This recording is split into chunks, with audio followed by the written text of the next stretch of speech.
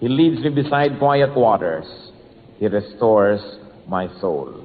He guides me in paths of righteousness for His name's sake. Even though I walk through the valley of the shadow of death, I will fear no evil, for You are with me. Your rod and Your staff, they comfort me. Isa po napakagandang chapter na dapat memorize natin na buong buo, no matter what version of the Bible you prefer. So let's take a look at the Lord as shepherd. That we can pray in confidence in the Lord who is our shepherd. Ang sabi dito ng prayer. Remember, this prayer is addressed to God. You let me rest in fields of green grass. Sabi sa NIV, you lead me beside still waters. You lead me in paths of righteousness. You know, you allow me to rest in fields of green grass. At kung tayo po itupa, ano bang ibig sabihin ng green grass? Food. Pagkain. Napakahalaga. Shelter din. Sapagkat yung mga tupa, kung wala naman kadamo-damo sa paligid, kitang-kita naman sila ng mga hunters, kitang-kita naman sila ng mga mababangis na hayop. So yung may mga damo-damong tumutubo, para rin yung shelter. So if the Lord, as shepherd, leads His sheep, who is us, to green grass, parang merong food, merong shelter from the elements. It also comforts you from the very hot sun. It also shelters you from predators. And it is refreshing to the eyes. It is refreshing to the senses. Kaya sabi, the Lord is my shepherd, I shall not be in want. Diba? Dinadala niya ako sa mga damuhan na mga berde, mga luntiang damuhan. At ano pa daw ang ginagawa ng shepherd na ito? You lead me to streams of peaceful water. You lead me beside quiet waters. And if we are sheep in a desert, what is a stream? What is water? But drink, nourishment. Stream also, hindi lang basin of water ang pinag-uusapan, kundi stream. Sa desert po kasi, lalo yung bato sa desert, batuhan, hindi naman laging buhangin yan maradalas bato. Na this is very porous. Pagka umulan, merong mga parang mga portions na naiipon doon yung tubig dahil mistulang mga palanggana, mga maliliit na pool. Pero pagkatapos mong inumin yun, wala na. Kasi hindi naman siya dumadaloy, wala siyang pinagagalingan, nandun lang, mag-aantay ka na lang uli ng ulan. Well, it helps. It doesn't help very, very dramatically and very, very convincingly. Kaya mahalaga yung stream. Talagang dumadaloy mula sa isang bukal, hindi yun nauubos. At sabi, you lead me to streams of peaceful water. And remember, the water is peaceful, not raging. Hindi yung magulong tubig, hindi yung bumubula-bula, hindi yung rumaragasa, hindi yung umaagos. Kasi po ang mga tupa, takot sa tubig na gumagalaw. Kaya hindi mo pwedeng patawirin ang tupa ng mga ilog kahit gaano kababaw kung may agos. Kailangan hahanap ka ng lugar na parang salamin yung tubig, walang kaagos-agos, at doon lang pwedeng tumawid ang tupa. O kaya doon lang pwedeng uminom. Hindi siya pwedeng uminom na siya ay dudukwang sa tubig na umaagos. Ayaw niya nun, natatakot siya. Kaya pag sinabing, you lead me beside quiet waters, ang lalim. You don't just give me water, but you lead me beside quiet water where I can drink in peace, in confidence. Hindi ako natatakot, hindi ako nangangamba. So yung blessing ni Lord, kompleto. Hindi lang basta nagkatubig, ang ganda-ganda pa nung pinagdadalan sa tupa, yung hindi nakakatakot, yung parang hindi mapanganib. Ano pa? Ang confidence natin sa Lord as shepherd, you lead me along the right path. Dinadala ako sa mga tamang landas. May mga landas na deadly. May mga landas tulad sa tupa na patungo sa matadero. May landas na patungo sa palengke, ibinebenta ka na pala. May landas naman na patungo sa dead end. May landas patungo sa matarik na bangin. May patungo sa mga maling pupuntahan. Sabi niya, you lead me in paths of righteousness. In the right path. Hindi landas na patungo sa, yun pala ay meron diyang lungga ng mga ulupong. That you are being brought into a snake pit. Kasi maraming ganun na leaders. Susunod-sunod ka, dinala ka pala sa kapahamakan. Religious leaders, susunod-sunod ka, dinala ka pala sa impyerno. Kasi mali pala yung turo. Kaya sabi, you as shepherd, you lead me in paths of righteousness. Ano pa? You make me feel safe with your shepherd's rod. Sabi, thy rod and thy staff, they comfort me. Ano kaya ibig sabihin ng they comfort me? Pag nakikita ko yung rod, yung pamalo, yung hawak na yan ng shepherd, I feel good because I know that it will be used against predators, against false shepherds who might want to take me. and against my own mistakes. Kaya po nakikita natin yung tupa na yung kanyang hawak na kahoy merong liko sa dulo. Di po ba? Yan yung depiction ng mga tupa, ng mga pastol. Kasi pag yung tupa lumiliko, kakalawitin niya yung leeg para ibalik siya sa tamang landas. Ang mga tupa kasi, medyo parang questionable ang IQ. Lagi silang nawawala. Hindi nila natatandaan ang daan pabalik, pauwi.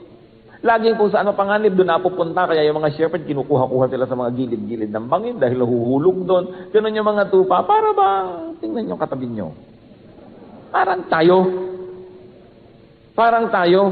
Kung saan yung mali, doon napapapunta. Lagi na lang hindi makabalik-balik sa tama. Lagi na lang yung mga mapanganib doon gustong dumaan. Lagi na lang napapahamak. Lagi na lang, Lord help me, Lord rescue me. Patulong ng patulong. Kaya nga ang ginawa na poetic device to symbolize the ministry of Jesus in our lives is that He is shepherd. And we are sheep. Kung alam lang natin ang kahulugan ng sheep, hindi kayo laging matutuwa na sheep. At kung may katangian man ng sheep, pinapatay na ito, tahimik pa. Kaya si Lord din sabi, para siyang lamb na dinala, the Lamb of God, inialay. Hindi katulad ng baboy, di ba? Nakakasense pa lang siya na gagawin niyo siyang lechon. Umaga pa lang, nag-aatungal na. Nakakarinig kayo nito. Yung pagka ang baboy ay kakatayin, ang ingay-ingay, skandalosa. Ganon din ang mga kambing. Pero ang tupa, tahimik na tahimik. Ganon naman si Lord nung siya ay ipinapako sa krus, walang ka-alma-alma, kalmadong-kalmado, parang tupa. Kaya po maganda, yung mga naiintindihan din natin yung cultural value ng mga example sa Bible. Kasi hindi yan inilagay dyan para lang may ilagay. Lagi siyang may poetic devices that we must understand. So, sabi niya, your rod and your staff, they comfort me. Whenever I see your rod, I know you will use it against my enemies, and you can also use it to correct me. Uncomfortable na hinihila ka nung kalawit noong shepherd, pero lalo namang uncomfortable na mahulog ka sa bangin. Kaya kung tayo man kinakalawit ng Diyos, ibinabalik sa tama, nasahirapan, nasasaktan, pasalamat pa rin tayo dahil hindi tayo pinabayaan. Dahil mas grabe naman kung pinabayaan na lang tayo na sundin ang ating mga kagustuhan. At anong sabi? Why am I confident in you as shepherd? Because you are with me. You are with me. Sabi pa dyan, even though I walk to the valley of the shadow of death, I will fear no evil, for you are with me. Kahit na pa nga ako maglakad dun sa mga madidilim na mga libis. Once more, we should understand the culture of Israel. Takot sila sa dilim. Ayaw nila ng madilim. Kaya sa kanila, kahit buong gabi, mayroong ilawan na umiilaw-ilaw buong gabi. Kaya sabi give me oil in my lamp, keep it burning. Kasi pag nawala yung oil ko, didilim, para naman ako napangalagay sa panganib. Gusto nila laging may ilaw. Kaya ano sinasabi yan daw, babaeng mahusay? Sa Proverbs 31, her lamp does not go out at night. Hindi siya nauubusan ng langit. Lagi siyang may apoy. Sapagkat ina-equate nga nila yung dilim sa paglayo sa Diyos o paglayo ng Diyos. Kaya laging, you will be thrown out in darkness where there will be weeping and gnashing of teeth. So you should understand that whenever darkness or light is used, it has very deep implications on the fears and on the sense of security of the Israelites. Sabi niya, you are with me. Kahit dumadaan ako sa mga libis. Kaya ang mga Israelites, ayaw nilang dumadaan sa mga libis. Yung mga may dalawang bundok sa gitna nun, madilim usually. Dahil kung ang araw nandito o nandun natatakpan, ayaw nila doon. Ayaw nila naglalakad sa mga valleys. Kaya sabi, though I walk through the valley of the shadow of death, you are with me. So the Lord, a shepherd, is with us anywhere and everywhere. And the result of all this is that, therefore, I will never be in need. Yeah. Pero inilagay sa first line yon, the Lord is my shepherd, I shall not be in want. Nalagay yung conclusion dun sa una. Tapos in-emphasize isa-isa kung bakit I shall not be in want. At ngayon, kung inductive ang gagawin natin, inuna natin yung mga premises. Therefore, I will never be in need. That is the Lord as shepherd. What about the Lord as host? Yung shepherd, yung naglalaboy-laboy, lalakad-lakad sa wilderness. Yung host naman, nasa isang lugar, nasa isang bahay, payapa, secure. What about our prayer of confidence in the Lord as host? In the town or in the city? Psalm 23, 5 to 6. You prepare a table before me in the presence of my enemies. You anoint my head with oil. My cup overflows. Surely goodness and love will follow me all the days of my life, and I will dwell in the house of the Lord forever. So ano na naman ang sinabi dito? As host, the Lord, itong sinasabi ni nung umawit, you treat me to a feast while my enemies watch. Sabi, you prepare a table before me in the presence of my enemies. Yung parang ayan lahat ng enemies mo sa paligid, tapos ikaw naman dito merong table, kumakain ka, ang ganda-ganda ng setting, and the Lord is your host, making you eat. So what does it mean? Food in abundance, despite the presence of all dangers and opposition. And of course, this is a declaration of protection. Hindi ako magsasawang ipaliwanag na sa kultura ng mga taga-desyerto, ng mga Bedouins, ng mga desert dwellers, kasama ng mga Israelites, pag ang isang may tent, kayo'y pinakain doon sa kanyang tent, at usually hindi sa loob, sa labas, meron lang parang habong o tolda doon sa may front, doon kayo nakaupo sa carpet, merong dulang na mababa, kumakain kayo, merong shade, pero kita kayo ng lahat dahil wala namang wall yon.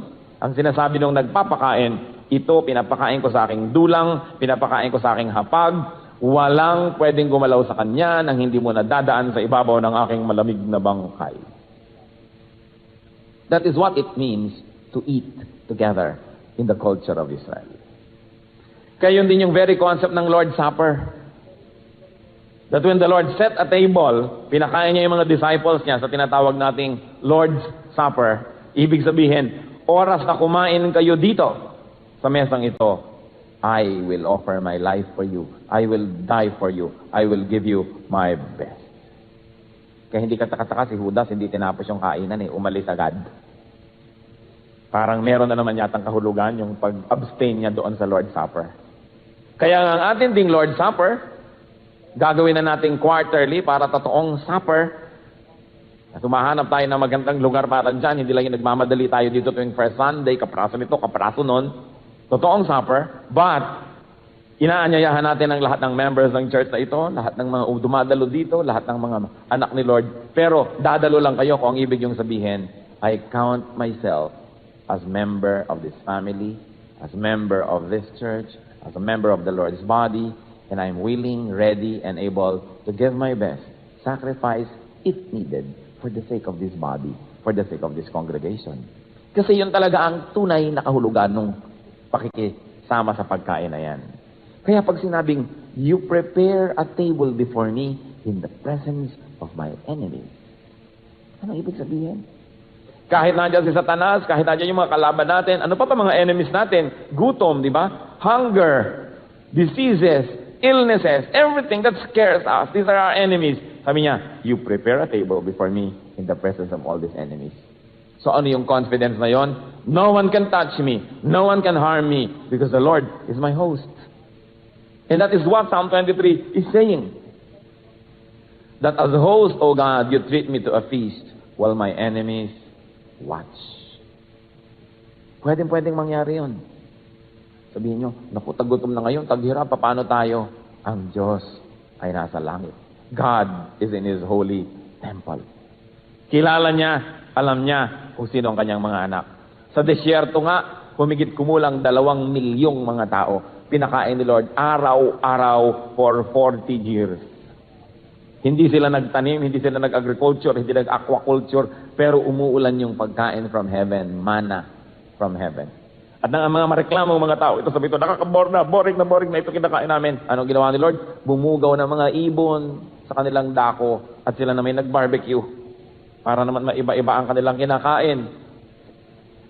Habang nagkakaroon ng mga dilubyo sa buong Ehipto nung panahon ni Moses, the whole of Egypt was thrown and plunged into darkness.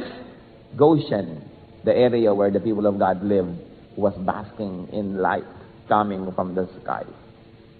Kaya ni Lord to isolate people and separate them from calamity kung gugustuhin niya.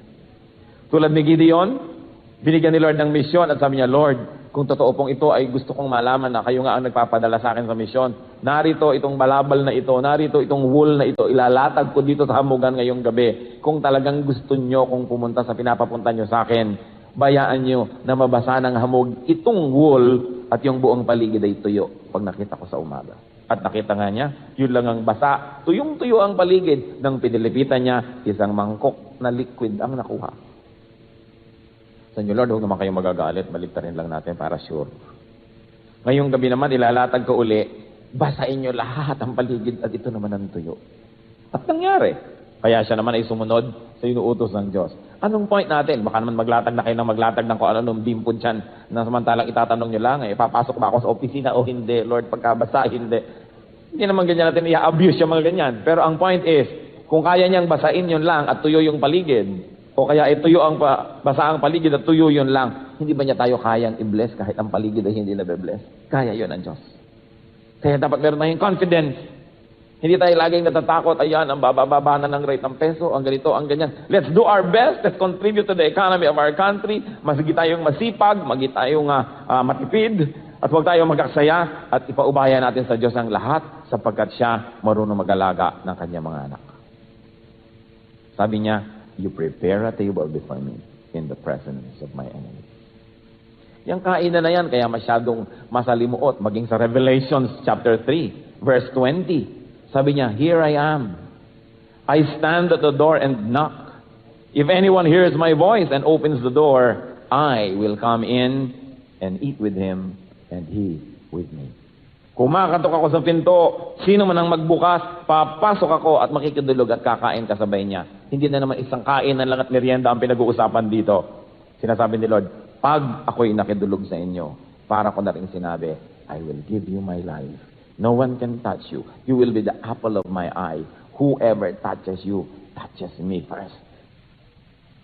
That's why we can make prayers of confidence in spite of the things that happen around us. Ano pa? Sinasabi niya, as host, O God, you honor me as a guest. You don't just make me a guest. You honor me. Sabi, you anoint my head with oil. Ano bang kahulugan nun? Kasi sa atin, nilagyan ka ng oil sa ulo, di na lumagkit ka pa. Parang ayaw mo yata nun. Pero sa kanila na tuyong-tuyo ang weather, ang disyerto ay kay init-init. At pag nag-travel ka sa labas, ay halos magkapitak-pitak yung anit sa init ng araw. Pagpasok mo sa isang bahay, if you're an honored guest, i-anoint ka ng oil. At hindi coconut oil na malagkit, kundi olive oil. Siyempre, ng oil sa kanila, na hindi naman masyadong mahirap na para sa iyong katawan na dalhin kasi malagkit, kundi nako-comfort ka pa nga nun. Kaya sabi, you honor me as a guest. Ano pa ba naman ang aking hahanapin? In fact, sabi ni Lord sa John 14:2-3, in my Father's house are many rooms. If it were not so, I would have told you. I am going there to prepare a place for you. And if I go and prepare a place for you, I will come back and take you to be with me, so that you also may be where I am. You know the way to the place where I am going. Kaya ang trato sa atin ni Lord, bisita. Bisitang pangdangal. Ang galing niyang host. Sabi niya, I'm going to die for you. Ipinakita niya sa mga disciples, sinugasan pa niya ang paa ng bawat isa.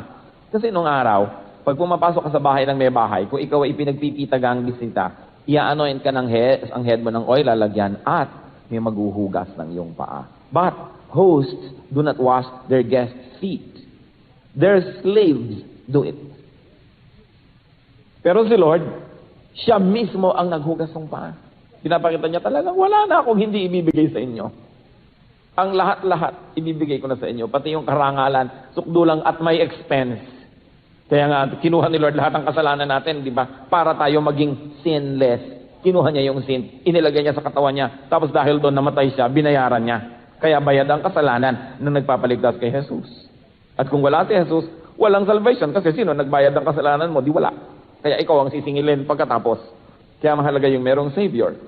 Kaya ang sabi, talagang pwede akong magkaroon ng confidence dito sa aking shepherd. Kung nasa kagubatan at nasa ilang, at kung nasa loob naman ng mga bayan at bahay as my host. The Lord is everything to us. At sabi, you fill my cup until it overflows. You fill my cup until it overflows. Hindi lang ako basta nilagyan, umapaw pa, nagkaapaw-apaw na yung lagay. At inuulit yan, sinasabi sa mga marunong daw umunawa sa kautusan, sa marunong magbigay sa Diyos, at marunong na i-honor ang Diyos to their givings. Anong sabi sa Luke 3? Luke chapter 6 rather, verse 38. Napakalinaw ng sinasabi. A good measure will be given to you. Pressed down, shaken together, and running over will be poured into your lap. Ito yung tinatawag natin, siksik, liglig, at umaapaw. Ang ibibigay daw sa iyo, tamang sukat, hindi daya. Tapos pressed down, siniksik pa. Kasi alam niyo nung araw, pag bumibili kayo ng grain, yan ay sinusukat sa para mga salop.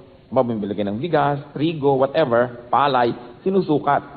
At yung mga nagtitinda, ang gagaling ng pulso.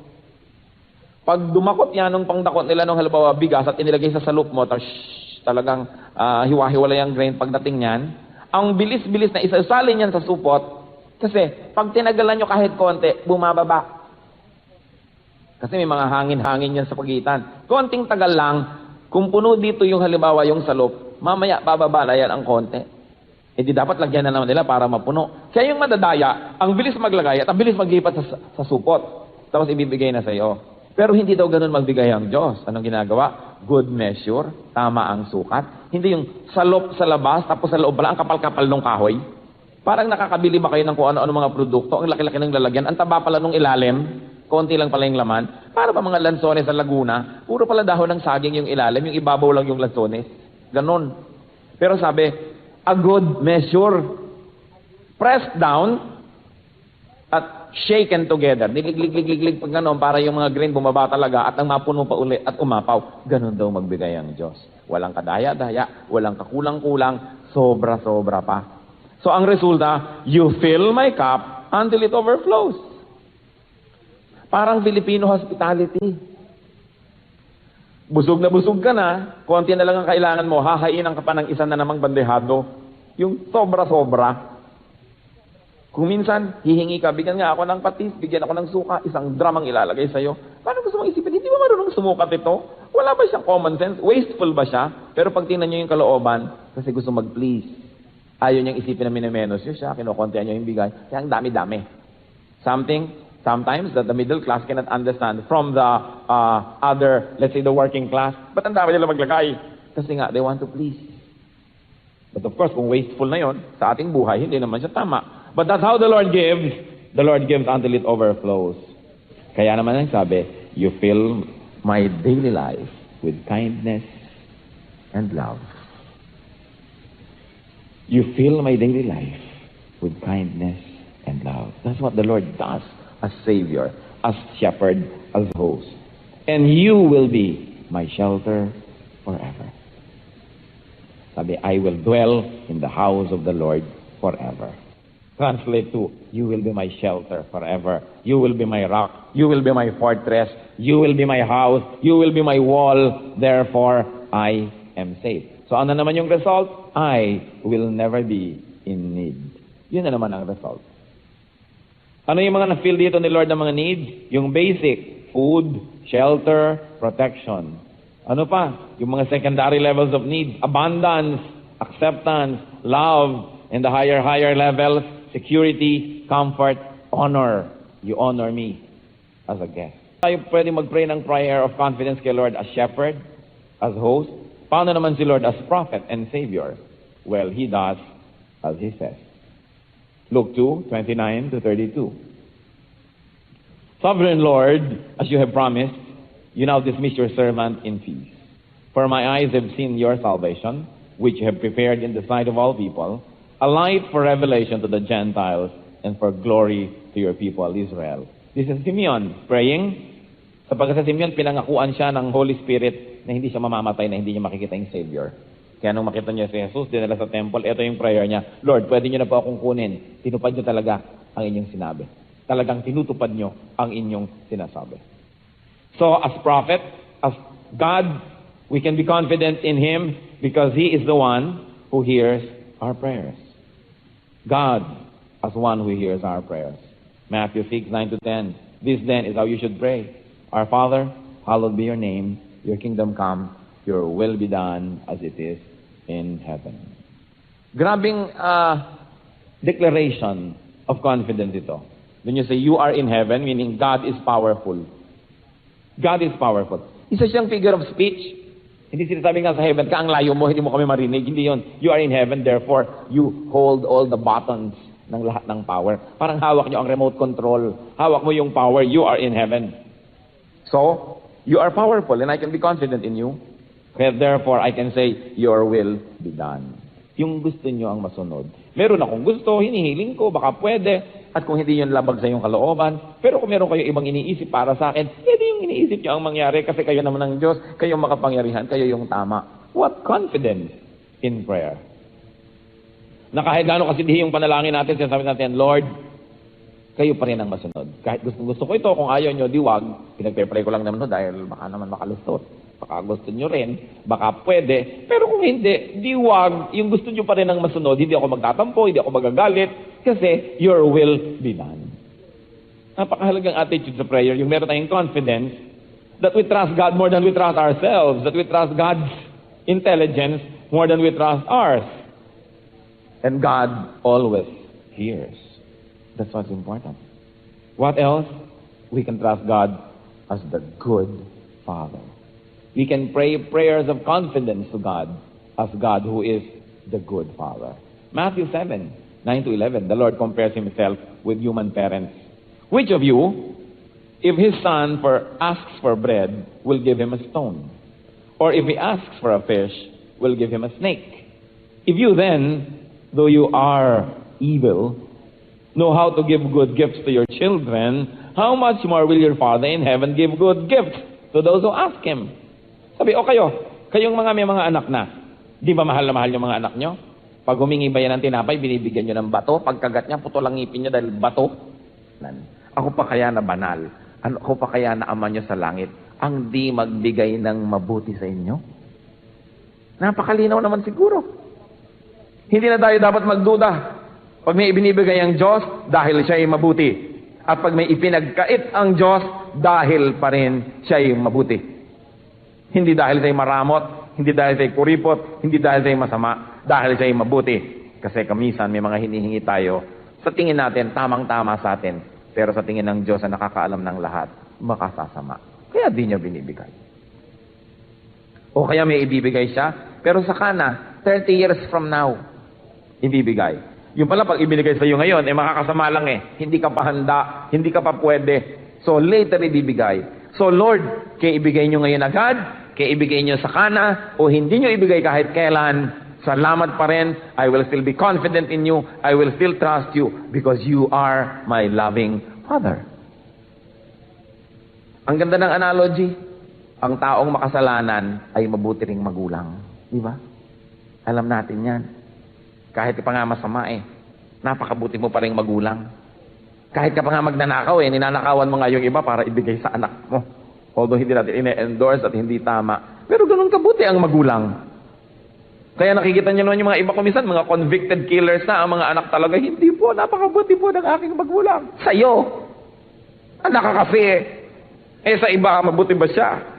Kaya sinasabi, kayong masasama, marunong din kayong maging mabuting magulang. Ang Diyos pa ba na hindi masama? Ang Diyos pa ba na perfect ang kabutihan? Ang hindi maging mabuting ama? Kaya huwag tayo magduda kahit kailan. Hindi niya tayo pinagdadamutan, hindi niya tayo pinagkakaitan. Pati ang kanyang mga no answers to our request, expression ng kanyang kabutihan. Sabi niya, we can be confident. So we talk about confidence in God in prayer. What about confidence in God in action? Which is also a challenging field. Confidence of God in prayer and words translates into confident decisions and actions. James 1:6. But when he asks, into mga nagdarasal, he must believe and not doubt. Because he who doubts is like a wave of the sea, blown and tossed by the wind. Ang nagdududa, para lamang isang alon sa dagat. Kung saan umihip ang hangin, doon nagpupunta. Kung doon, kung dito, sunod-sunuran, walang nararating, paikot-ikot lang. Ganyan daw ang tao na nagdududa sa Diyos. Mark 5:36. Ignoring what they said, Jesus told the synagogue ruler, don't be afraid, just believe. Of course, this is about Jairus. Pumunta siya sa Panginoon, naghihingalo ang anak. Sabi ni Lord, halika, pupuntahan natin. At tapos may mga dumating na messenger, huwag na po kayong tumuloy, namatay na ang bata. Sabi ni Lord sa kay Jairus, don't be afraid, just believe. And because he believed, the child, though she died, returned to life. What conclusions can we make out of these things? Pray prayers of confidence. Mga kapatid, ilagay natin sa ating repertoire, sa ating programa ng prayer, yung prayer of confidence. Hindi lang prayer of request, hindi lang prayer of reklamo, kundi prayer of confidence. Na sinasabi mo, Lord, nagtitiwala ako sa inyo dahil 1, 2, 3, 4, 5. Nagagawa ba natin sa ating prayer yan? Na iniisa-isa natin yung dapat nating ipagtiwala. Yung, you lead me in paths of righteousness for your name's sake. You lead me beside quiet waters. You restore my soul. You are always with me. You prepare a table before me in the presence of my enemies. Na isa-isa na ba natin sa Diyos yung mga kabutihan niya sa atin, sa ating prayer? O ang iniisa-isa natin lagi, yung wala, yung kulang, yung reklamo. Lagi tuloy tayo ang feeling natin. Feeling of inadequacy. Feeling of loss. Feeling of weakness. Para tayong laging talo, lugi, kawawa. Kasi hindi natin laging sinasariwa sa ating isip yung kabutihan ng Diyos. So we should pray prayers of confidence. Na Lord, napatunayan niyo na ang sarili niyo sa akin nung araw. Hindi ko malaman kung bakit ako pumasa sa board. Alam ko, himalaan niyo. Diba? Hindi ko malaman kung bakit pinakasalan ako nitong taong ito. Ano bang katangian ko? Himalaan niyo talaga, Panginoon. Hindi ko malaman kung paano ako nag-survive noon sa barkong lumulubog, sa bahay na nasusunog, sa 3 asong humahabol sa akin. Hindi ko alam kung paano ako nakaligtas ako takot-takot ng panganib na sinuot ko when I was a young person. Sa pagtayo-tayo ko at pagsirko-sirko sa umaandar na motorsiklo. Talagang napatunayan niyo na, Lord, kung sino kayo. Do we pray such prayers? We should.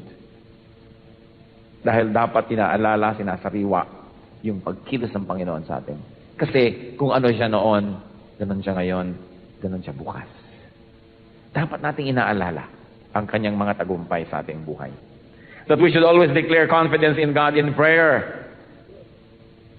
That we should change situations through prayers.